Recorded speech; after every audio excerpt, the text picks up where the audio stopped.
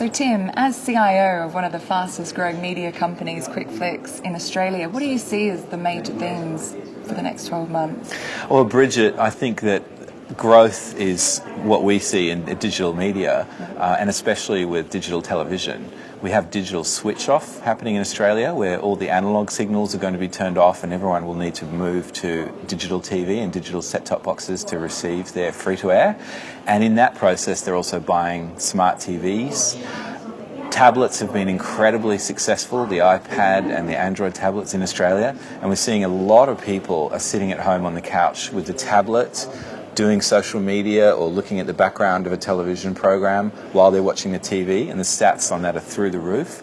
So we're seeing all the behaviours that the mainstream audiences that traditionally watch TV or engage in media are now becoming more and more digitally savvy.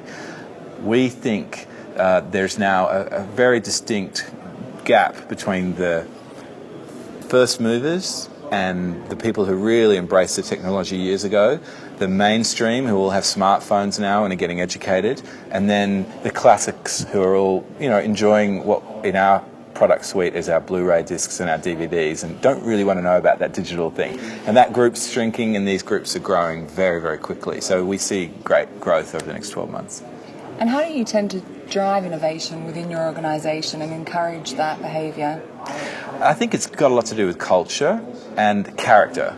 So we tend to recruit people who are hungry, we tend to select people who want to do something, to make something happen, and we have tried to create a culture where they know that if they're getting blocked or if they're trying to make something happen and they can't, that they can always escalate so that we can grease the wheels and keep things moving. For us, innovation's critical to keep up with the customers because the customers are moving so fast. That's the only way we're going to keep up with them.